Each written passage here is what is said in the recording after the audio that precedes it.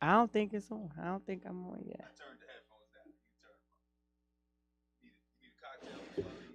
Hello, hello. I'm on. Yeah. Hello, hello, hello. Welcome to Willpower UnSurfaced. I'm your host, Khadijah Sams. And I'm sorry, you guys, for last week. I thought I was going to make it, but I had a little cold and I'm still sound a little congested. I was feeling a little earlier that day when I announced that I was coming on. I was feeling okay, but by the time the evening came, I barely could talk. You barely could hear me. So I'm sorry about that, you guys. I know I told you guys to tune in. But this weather, I don't know if it doesn't know whether it wants to be summer, winter, fall, spring. I don't know. 1 minute it's cold, 1 minute it's hot.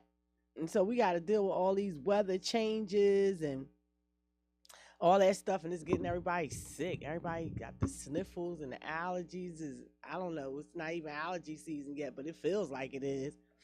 So I apologize again to my listening audience for not being here last week. I'm feeling a little bit better this week, so I'm here.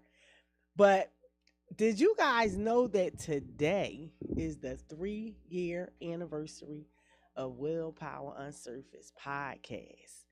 That time went so fast. Like it's literally 3 years. I cannot believe that it's 3 years, and it really went by quick. And over those 3 years, we had quite a few guests.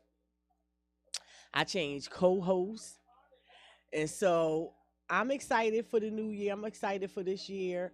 I'm probably gonna be taking a break for a little while, probably like a month or two. I'm gonna revamp some things with the podcast. I'm coming back with some new ideas and some um new vision. Let's just say that I'm coming back with a new vision, and so um you guys, I hope that when I come back, you guys will still be there, be my audience, be waiting for me when I come back, because it's going to be something new, exciting, and different. And I'm looking forward to the changes. I'm looking forward to just revamping and changing the way things have been. Because I do a lot of, see you later, I do a lot of talking amongst myself and EA. But when I come back, we'll be having a whole bunch more interviews. We'll be having interviews with writers. We'll be having interviews with producers.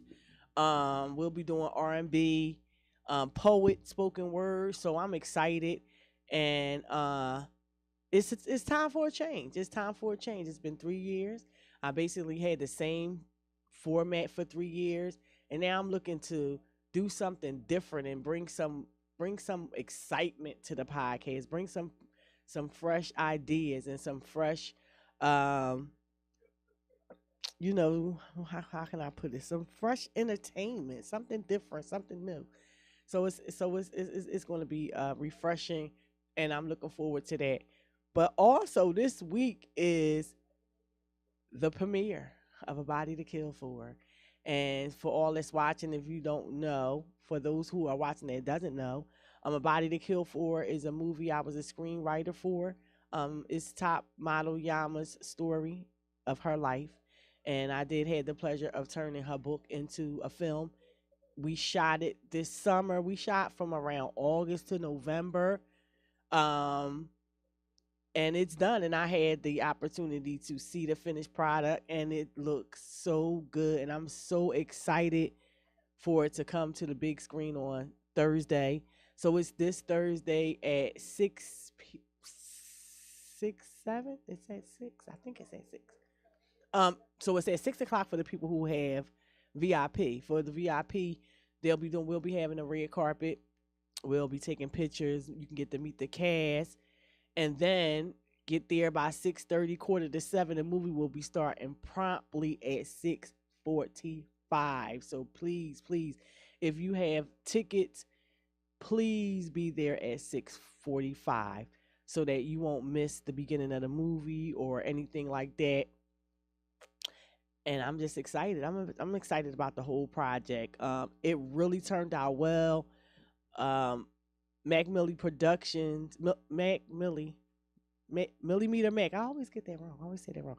Millimeter Mac Production. They did a great job with the whole filming, editing. Everything looks so good, and I'm really excited to um for everyone else to see, for everyone else to see, for all the people that are involved in the project, everyone who helped us out, all the actors, all the extras, all the sponsors, and everyone that was involved. So I'm just excited, and I know it's going to be dope when we all get there on Thursday, and just to see everybody dressed up, looking good, because I can't wait to put my dress on and come out and look like an adult, look all jazzed up and smazzed up. I'm ready. I'm ready for the red carpet, and I'm ready to see everyone on the red carpet. I'm excited.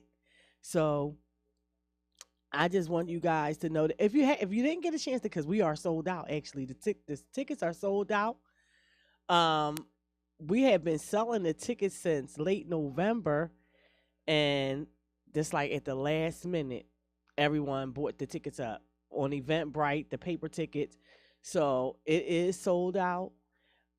If you didn't get a chance to purchase a ticket, it will be on the Tubi platform in June or July, if I'm not mistaken. It takes a few months to be on that platform, but it will be on that platform in the summer once the weather gets warm. So if you don't get a chance to see it at the premiere, definitely look out for it on Tubi. Should be June and July, and once we get the exact date of when that will be airing on Tuesday, I will let you guys know. But I'm excited. I just can't wait to for everyone else to see, and it looks really good. It really looks good, and it was a great experience. It was my first time screenwriting, and it will not be my last. I am working on some things right now, so look out for that. I have a few new projects coming, and I'm excited to move on to my next project and do something different. So I will definitely let you guys know all about all the things that I'm doing and when they'll be coming up and things like that.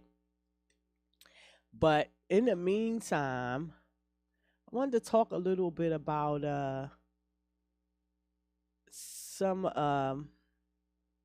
the gun violence in the city. Um, it is really getting so bad, and I went to my girlfriend's son funeral this weekend, and he was awarded about four, 3 or 4 citations. He got a citation from the state. He got a citation from the city. Um, he was a part of a foundation, and I'm forgive me for not remembering the name of the foundation. They're based out of South Philly, if I'm not mistaken. And he had begun to change his life, turn his life around. And someone in a jealous rage, um, they killed him. They took his life. And so I I I've known this kid since he was born. His mom was is one of my closest friends that I grew up with. And it's just getting so sad to see that when are we going to stop with the gun violence? When are we going to take life seriously? I mean, I don't know what it's going to take for the youth to for these young men to understand that that is not the answer. Like, it's not the answer. Just shooting um it's just like a continuous cycle. If you're upset and then you shoot me, and then maybe someone will be upset that you shot me, and then they want to come shoot you, and then it just goes on, and I don't know where it ends. Um, what is the solution? I mean, it's beginning to feel like, and I hate to say it, but it's beginning to feel hopeless to me. Um, I mean, you shoot someone over a girl, you kill someone, and not only did you take that person's life, but you also ruined your life as well. Um, these things will follow you for the rest of your life. Now, you may get life in prison. If you don't get life in prison, you'll probably spend the majority of your life in prison. And what is the benefit of doing these things? These things are so to me, it's so senseless, but I don't know, what do you get out of it? That's the whole thing for me. You killing each other up, and you just, what, you get a moment satisfaction of doing that. That made you feel good for that moment, because after you do it, now you're on the run. Now you're running from the police. You know what I'm saying? You're never comfortable again after that. You did it. You got that thrill out of it. You felt like you got that revenge. You feel good that you did it. But at the end of the day, you always gonna be on go. You're gonna be on go now. You'll be running from the police. Sometimes you guys are running from retaliation from someone else. And it's so senseless and ridiculous. And you guys have children too. He has a son. He has a 14-year-old son. And now his son doesn't have a father. And he was very, very active in his son's life. He was always with them. From my understanding, they were like best friends, him and his son. And they looked just alike, actually. And so now this kid doesn't have his father, who was active in his life, who was there for him, who was always there. And, just watching him at the funeral and at the repast, it just broke my heart. You know what I mean? Because this is someone that he was always with, that he had a great relationship with. And now his father's gone. Over what? Because you were with her and now she doesn't want to be with you, or whatever the case was. And now he's dead, and what? You're not going to be with her. Like, what's going to happen now? You know what I'm saying? You're not going to be with her now, because you're going to jail, or worse could happen. Who knows? And it's just so senseless. So my heart goes out to my girlfriend Deanie and his father, Ronald, and the Thomas family. I'm sorry that you guys have to go through this. It's so sad, And from my understanding, he didn't bother nobody. He was to himself. And he was very loved. All his friends and family were there. And it's just really sad, because it's just another senseless death, another senseless killing for no reason. And when you guys do these things and you don't think about the repercussions that come with it, it's not only affecting you or that person whose life you took. It's affecting your family. It's affecting their family. If you have children and they have children, it's affecting your children. And it's just a waste of time to me. I mean, we have so much more to be concerned about over dumb shit. It's just dumb shit. And when is it going to end? Because I mean, we always been on the target. We always been on the target. So we have enough going against us as a people in this country than to constantly be going against each other. When does it end? When are we going to get together and do something different? Yeah, I mean, I see some change, but it just ain't happening fast enough. And there's so much stuff going on in the world outside of us that we need to be concerned about. Things that are going on politically, things that are going on socially in our communities, things that are happening. And you guys are out here killing each other, and some of the girls too. Young ladies, you guys, I don't know if you're in competition, but are you in competition with the boys? Because you guys, you're out here carrying guns and shooting people too. So I don't understand it. I don't get it. I know we all have frustrations and we all go through lots of things, but that is not the answer. That is like the final. And that's like final. That's it right there. Because even if someone doesn't die, you could paralyze someone. Whatever the case, you're going to go to jail eventually, or you're going to be running. So it's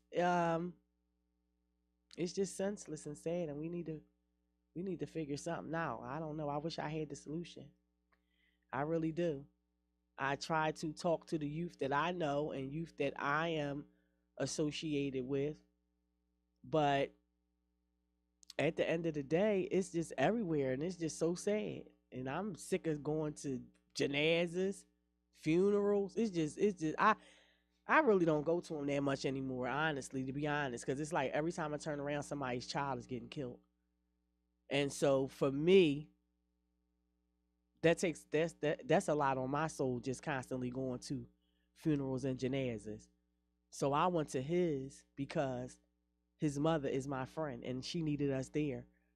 But for the most part, I don't go to these janazas and stuff with these kids. It's overwhelming for me. And as a mother who lost a child, it's just disheartening because the mother and the fathers now they have to deal with the loss of their child. And you never feel that void. That void is never filled ever. I don't care how long it is, how many years pass. Some things, some wounds never heal. And when you lose a child, that's a wound that will never heal.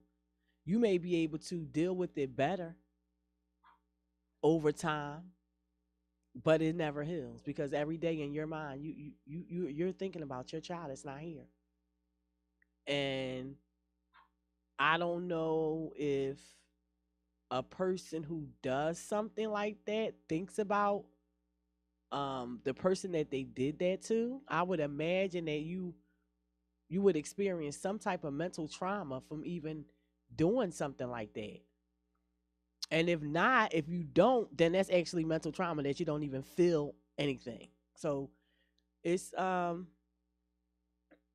it's just enough. It's enough already. It's just so much stuff going on and you guys need to figure something out. I don't know. It's ridiculous. Carjackings, police shootings. You don't have no win when you do stuff like that.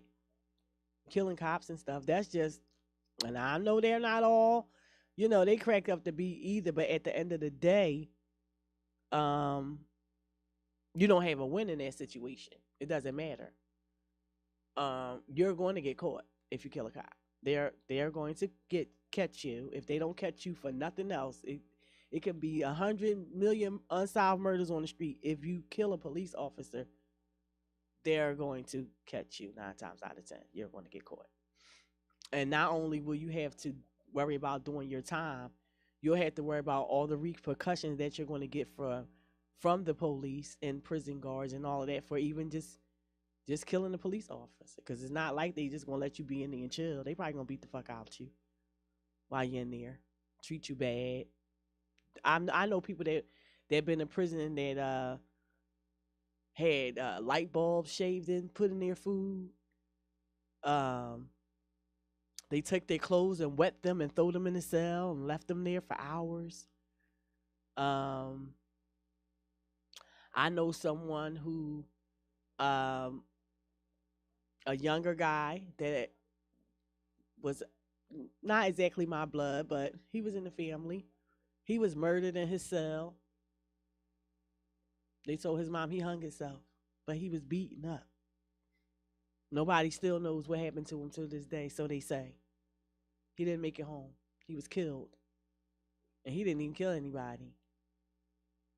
So the idea of, and I would think the idea, to me, it's amazing that the idea of going to prison, it doesn't worry you because I don't like nobody telling me what to do.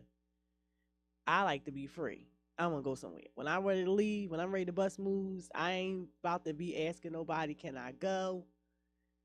When I'm ready to leave out the door, I'm ready to go. So the idea of not even being concerned for your own freedom and well-being, because when you're out there in the street doing these things, you are not concerned about yourself. You're not concerned about your freedom. You're not concerned about your own well-being. And that's the sad part. That's the sad part. Because honestly, if you don't care about yourself, you don't care about nobody. You don't care about nobody for real. And, you know, we all have gone through things in our lives. Life ain't perfect for nobody. We all have bad days. Many of us deal with clinical depression, you know. Um, but there is help out there if you want it. There is help. There are people you can talk to. There are places you can go. You know, there are plenty of foundations out here that are helping the youth. It's just all about what you want. Are you going to look at life from a different perspective, or are you going to allow the status quo to dictate what you're going to do with your life? Because, see, when you're a kid, because I know when I was a teenager, I used to think everything was unfair. Everything was unfair to me when I was a teenager. You know what I'm saying? Because I lived in this world where I I always been like a radical thinker. I always been that way ever since I was a child. Oh, that ain't right. But at the end of the day, if you ain't gonna be about a change, all of that shit don't even matter. If you ain't gonna be about a change, because I hear people saying that's just the way it is. Well, it don't have to be that way. Why is it that way? Because I ain't never shot nobody ever. I ain't never want to. I mean, I ain't gonna say I ain't never want to, because I might have wanted to. But I always thought. I mean, it could have happened. I could have just been like anybody else that got mad and got pissed off about some shit that happened to me. Somebody took my daughter. I could have took that anger and went and took them. Did something to their kids, their family. You know what I'm saying? But I knew that, one, that would never bring my daughter back. And two, that's not how I wanted to live my life in prison. For one moment or for 10 minutes of satisfaction from that, it would have caused me to, and I probably would have got life. That person didn't get life. They probably would have gave me life because it would have been premeditated had I done it. They really would have. And I wouldn't be sitting here talking to you today. So the senseless violence, and not just in Philly, wherever we are, it's wherever we're at. It's all over. And social media and a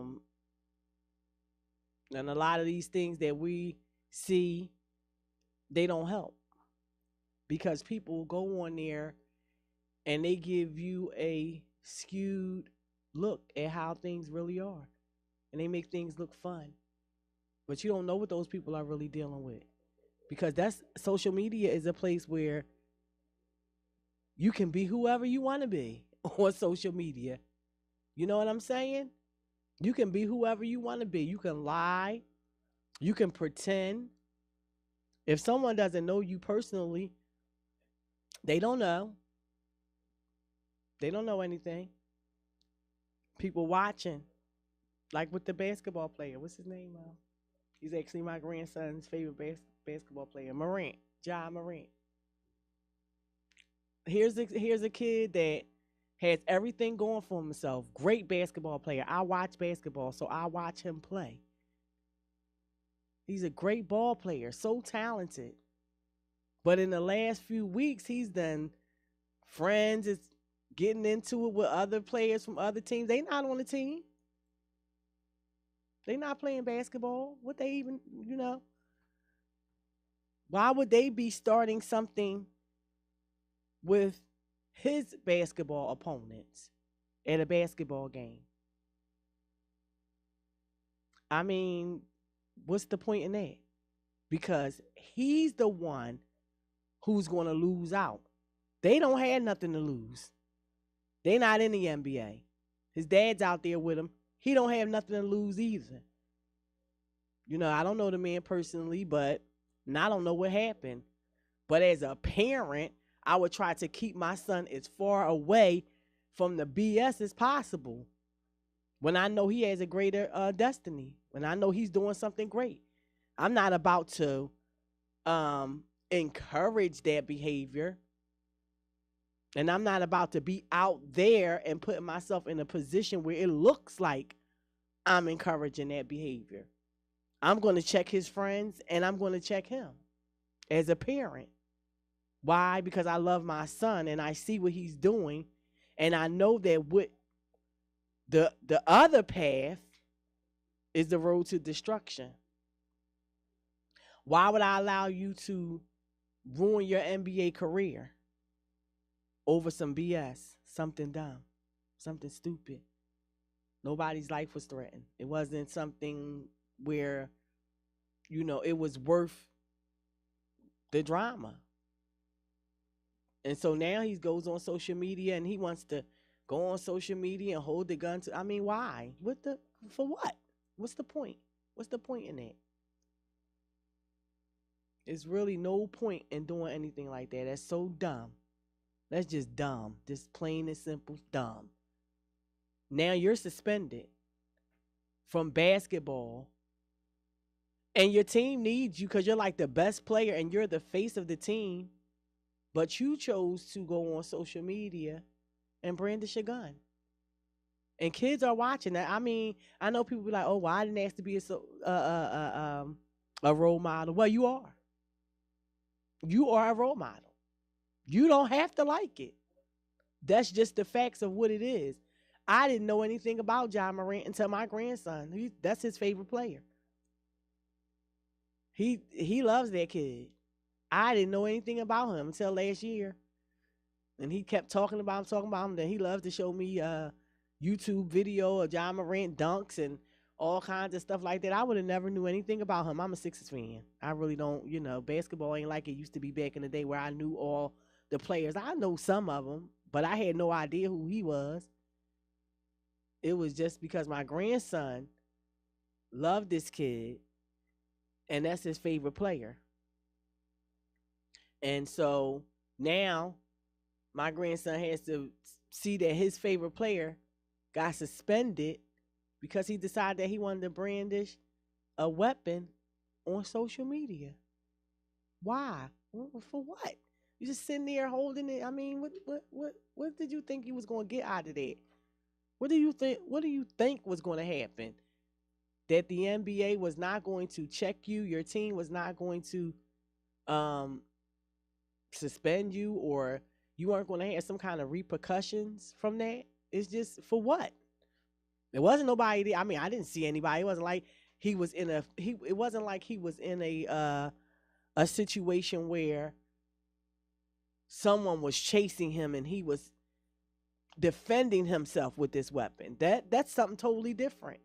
Because Paul Pierce made a statement about, when I got stabbed, I carried a gun. Okay, well, that didn't seem like he was getting stabbed to me. He just was sitting there holding it.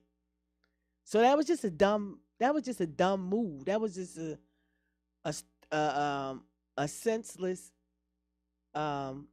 occurrence. It was no need for that, because you're on social media showing off a weapon. When there's so much gun violence in the street, so many people getting killed with guns in this country, not just on the streets, at school, you can't go to work. People pulling out guns at the job, at the doctor's office. I mean, the market, you can't go to the fucking supermarket. I mean, it's just ridiculous. And so for you to do that, that makes you a part of the problem. And we need solutions. We don't need you to be a part of the problem. You have too much going for yourself. You're smarter than that. I know you have to be smarter than that because of the position that you're in your life. So I mean, the fact that could destroy your career. And it was like 4 other things that he was involved in. Like, these things could destroy your career. Then what? What you gonna be saying? Oh, damn! I wish I woulda, coulda, shoulda. Then woulda, coulda, shoulda. Gotta be smarter than that. Gotta think. You gotta have some sense about you when you go out here. Because see, what that shows me is that you're really not about their life. Let me be perfectly honest with you. That just shows that you're really not about their life. Because if you was really about their life, you definitely wouldn't be on social media showing your weapons. Because people that's about their life, you don't hear them talking too much. Most of these young guys in the street, they really not about their life. It just seems like a good idea. They want to show some type of bravado. You know what I'm saying? They have something to prove to someone. But at the end of the day, most bad boys move in silence. They don't go on social media and show people that they got a gun. Because if you about their life, you don't even want nobody to know what you got going on. So you definitely ain't gonna go on social media and be, you know, holding it and doing all that. You know why? Because see, what that does for you is that allows someone to say, he think he about their life, and now you make yourself a target. You make yourself a target because you already got a lot of money and you already in the NBA. So that puts a target on you when you do things like that. So I hope that he learns from this experience. He's suspended indefinitely at this time. So they haven't said when he will be back on the court, but his team lost last night. They lost. They probably 9 times out of 10 they needed him.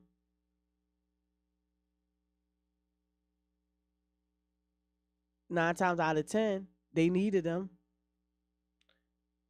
So the fact that he's not thinking um, about his career and about his life is senseless and ridiculous to me. So,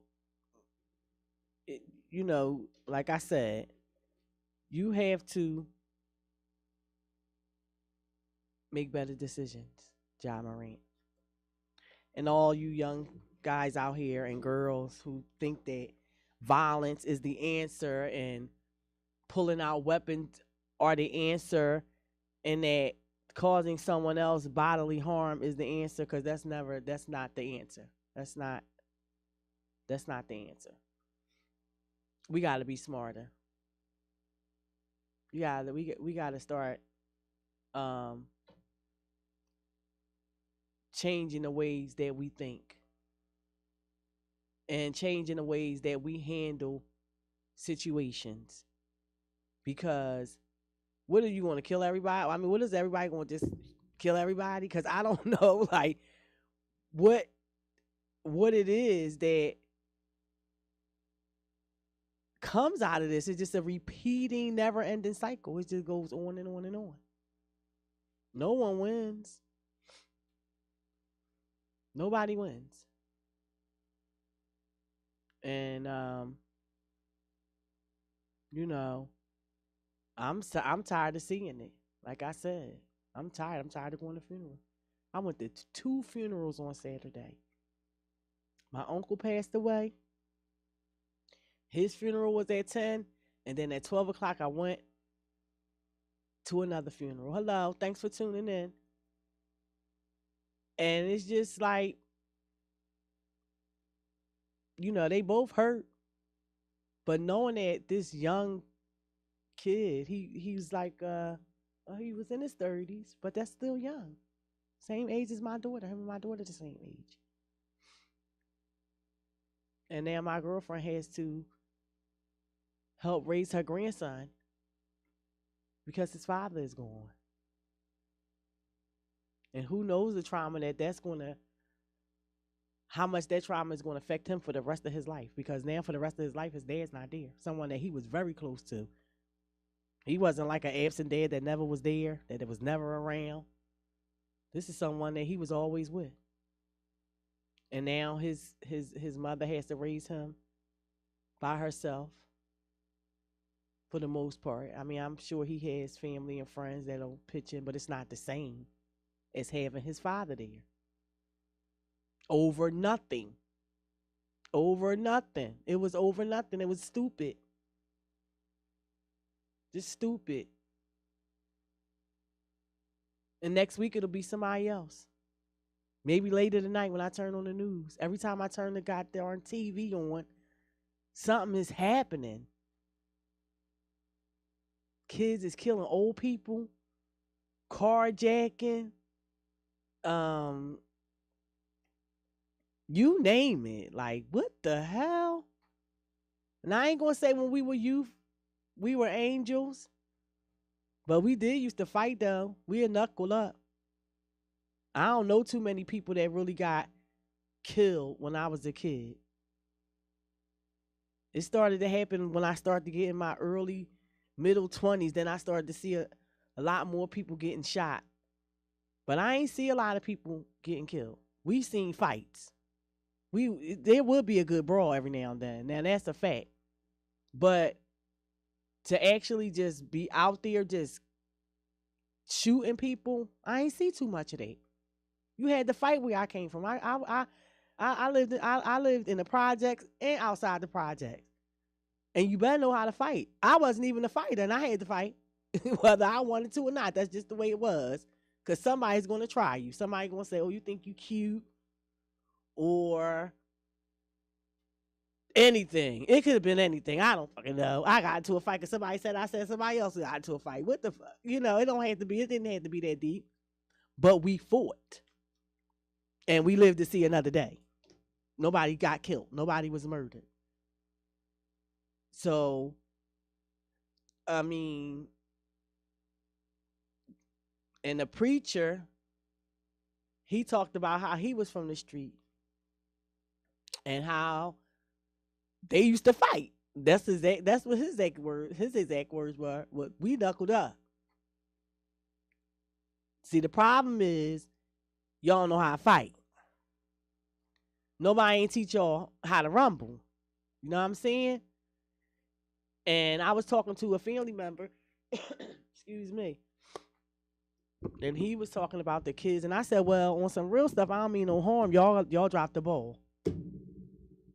Y'all dropped the ball. Sorry. Not everybody, but some of y'all dropped the ball. Because y'all say, oh, I can't stand these kids and this and that. They needed y'all to teach them how to rumble. They needed y'all to show them what was right from wrong. What was, you know, some stuff ain't worth it. And they needed you guys, the ones that weren't in prison, to show them. And you guys weren't there. And I'm not blaming it all on you, but, you know, they need mentors. They need someone to look up to. You can't just say, oh, they don't care. Because I talk to kids all the time, and their whole thing was nobody don't care. They think nobody cares. So if they think nobody cares, they're not going to talk to nobody. If they, you know what I'm saying? If you give them that energy like you don't give a shit, what they going to come talk to you for? Would you go talk to somebody that when you try to talk to them, they act like they don't give a shit? You wouldn't. I wouldn't. Because what the hell I'm wasting my time talking to you for when you don't care? So at some point, it's incumbent upon us as a community to save our kids. We have to do it. Because the system just want them to go to jail. You know, that's how they make their money, all locking black people up. Point blank, period. This system don't make that much money without people of color. Us. They need us. They made it for us, as a matter of fact. Go look it up. I ain't just talking. They made it to lock us up so we wouldn't be successful because it was a period in time when we was the ones with the money. But because you guys don't spend a lot of time educating yourself about your people and things from the past, because people always be like, oh, that was the past. You need to go look at the things that our people was doing in the past because they was rich. They had money. I don't care what you thought. They had train stations, bus stations, whole neighborhoods. But because we were so afraid of the other men, when they bombed our cities, we didn't come together. We had all the skills. They didn't have no skills. We did all the work. So when slavery was over, or so-called slavery was over, a lot of that is to be disputed, but that's for another time. But when that stuff was over, they didn't think that we was going to be able to do nothing, but we were the one that was the workers. We knew how to do everything. We knew how to plant. We grew all the plants. We built all the buildings. We took care of all their children. We invented everything because they didn't need to invent anything because they didn't need the ease of things. Like the black man, I cannot think of his name, that created the cotton gin. They didn't need to build no fucking cotton gin because they wasn't picking no cotton. They didn't need that. The person that needed it, that said, fuck this, we ain't gonna be standing out here all day, keep picking this shit. We gonna make something and it's gonna take a whole bunch of it at one time. And the cotton gin was created out of necessity of our people needing the relief. Our people created these things, the filament for the light bulbs, washing machines, air conditioners. This was our people. People that you possibly could be a descendant of. But you waste time on bullshit. You waste time on, oh, I don't like that nigga, because for what? Probably don't even know him. They never took the time to sit down and have a decent conversation with him. You might have something in common with him. But all this bravado for no reason. For no reason at all. It's just stupid. And senseless. It's not getting you nowhere. Go find something to do with yourself productive. I mean, unless you think sitting in jail is productive. Because I've been, listen, I was married to someone who he spent the majority of his adult life in prison. And I spent majority of my marriage going to visit him. And I felt like I was a prisoner. And I never was locked up. They ain't give me no breaks because I was coming in as a visitor. They treated the visitors like they prisoners too. Talk to you crazy and everything. I used to get my visits suspended for like years because I'd be like, who the fuck you talking to? I'm not no inmate. You better not talk to me like that. And they be like, oh, she can't come back. And he be like, I don't give a shit because I ain't locked up in here. He ain't about to talk to me like that. And I ain't gonna lie, I used to be glad when they cut my visits for you can't come for a year. Good. Because I don't feel like coming up this motherfucker spending all my Saturdays and Sundays up this bitch anyway. And I really was on that type time. For real. Because I started to get mad. Because if you love me that much, you wouldn't be to spend all this time in the streets and you wouldn't be in here. And I wouldn't have to be trying to be this good wife that's trying to make sure everything good. It was torture to me. I hated it. I hated going up there. I hated it. They do all kinds of stuff. Skin your hand, talking about you got hair. When I ain't never touched heroin a day in my life, I don't even know what it looked like. How'd it get on my hand? Those were the tactics that were used to keep your family from coming to visit you. All kinds of stuff that I had to endure, and I wasn't even an inmate. I'm writing letters to the warden and all this kind of stuff. I got tired of that shit. I don't give a damn. I'm not writing nothing. It's a wrap. Now I got him out of. You go to jail, we break up. I'm not doing that shit for nobody no more ever. Ever. I'm sorry. If you ain't got the sense enough to do what you need to do and be out here with your family, then why in the hell should your family spend all of this time going to the prisons, having fish fries for bail? People, you're supposed to have bail money. You out here doing shit in the street, that's the first thing you supposed to do. Have lawyer money and bail money. You supposed to have money. Especially if you in the street, that's your priority to say, at some point in time, I'm probably going to get knocked. I need to make sure I got bail money and money for a lawyer. Y'all don't even think like that. Because y'all think y'all inevitable. It's no way in the world you can do so many things on the street and don't think you're not going to go to prison. That's stupid. Wake up.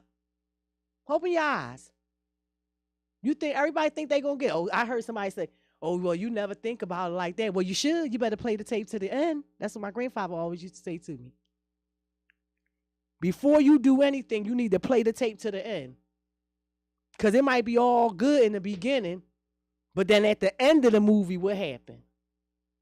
Because, see, once you do something, it's too late. It's too late to go back and try to fix it. It's already done. You shoot somebody, you can't go back and take the bullet out and patch it up and say, I'm sorry, and stand that person up and say, I ain't mean to do that. It's a wrap. It's over. There's nothing you can do about it. Now you got to live with the regret of what you did, if you care, because some people don't even give a shit. Some people is just sociopaths, and they don't care. They probably was abused, mistreated. When they was a kid, nobody loved them. People treated them wrong. Who knows? And people like that, they don't care about nothing or no one. You might have to go to jail with one of those sociopaths. What about that? Because I done heard stories. Little nigga coming, he tough as nails on the street. He getting there, he crying all fucking night. Somebody done set a snicker on this shit. Dare you to eat it. Dare you. Because then you his little, you eat that candy. You know what I'm saying? That was a gift. Now you took my gift. You owe me something. What is it that you owe? And that's the whole thing. Y'all never thinking about nothing else except the dumb stuff y'all be out there doing. None of the repercussions that come with it. And if you like to go to jail, you might like that shit. Who knows? Because I can't see in this day and age, well, no time really, but now, you seen all your friends go to jail, your uncles, maybe your aunts, and it doesn't deter you from thinking about not doing some dumb stuff? That don't deter you? It don't make you change your mind? Because everybody hiring. Now, I know back in the day, they be like, everybody hiring. They hiring felons now. The city hiring felons for trash trucks. Sweeping the street. It's better than going to jail. I ain't never want to work for nobody either. But, some shit you just got to do because that's just the way it is. But you're not doing yourself a service by being out here in the street causing all kinds of ruckus. It just don't make no sense. You're doing exactly what you're expected to do. When are you going to do something different? When are you going to change the scenario? Because we deep out here now. We get together now. See, they scared. That's the whole thing. They scared if we get together. We is in numbers now. If we get together, they can't. What they going to do? They ain't going to be able to stop all of us. So they dangle a carrot in front of you with the dumb stuff. They dangle a carrot in front of you. It's easy. You got to make it hard. You got to say, you don't want none of that. I'm good over here. I don't like carrots. You know what I'm saying? Because at the end of the day, it's your life. And I know people that spent years in prison and they come home and they be like, that was some dumb shit I did. If I could have went back and did X, Y, Z. I know y'all listen to Wallow. He talks about it all the time. How 5 minutes of his life got him 20 years. I think he did 20 years. 5 fucking minutes. 5 minutes. That's all it took. And he did 20 years as a child in jail. I got a little brother who was 15 years old, went to jail for murder when he was 15. You don't hear a peep out of him now. He at work. Got a good job. Good job. And he was one of the quietest ones. The least expected. You know what I'm saying? It's just like thank God for a technicality that said you couldn't put the youth in jail without parole, because he got sentenced to life without parole. He went to jail when he was 15, 16. He got sentenced to life without parole. And the lady that sentenced him, I could tell by her cold blue eyes, she couldn't stand black people, because the guy that killed my daughter got 10 years. But she gave my brother life. And someone started a fight with him, a grown-ass man at that. Now, I ain't saying what he did was wrong, right, or whatever. But it wasn't premeditated. But just the simple fact that a young black boy had a gun and he killed a white man that started a fight with him, mind you, and he was a teenager. He got life. And thank God for a technicality. Like I said, when they changed the law that you couldn't put a juvenile in jail for life with no parole, he was able to get out. Thank God for that. So you people, young ladies and men that are out there in the street doing dumb shit, you need to really start thinking about the shit you be doing. And how it not only affects you, it affects your parents, your children, and the community as a whole. Because they look at all of us. When one black person do something, we all did it. They don't give a damn. They don't care. Like they ain't the worst. We all did it though. We heathens, so they say. We don't know no better. They expect us to do these things. Stop doing what you're expected to do and do something different. Just do something different, because it's your life. Jails should be closing. They shouldn't be building prisons in America. They really shouldn't. They shouldn't be building prisons here. During this age of technology and all that stuff, there's no way they should be building new jails. Maybe new buildings, new corporations, new businesses, but prisons? There's no way it should be so many of us in jail in 2023. It's been that way. And that's because we keep going to hell in there. Now, I know sometimes, it might be a situation where somebody got locked up for something that he didn't do. I understand that too. But for the most part, the jails is filled with people that's out there doing stupid shit. Wake up. I mean, it's time to do something different. So that's my spill for today. Thank you guys for watching, for tuning in to WillPower UnSurfaced. I'll be back in a few weeks when I revamp my things. I'll see you then. Thank you. Have a good weekend. If you have tickets for the movie premiere on Thursday, please be there 6:45. The movie will be starting promptly at 6:45. Don't be late. We wouldn't want you to miss the beginning. And I'll see you guys soon.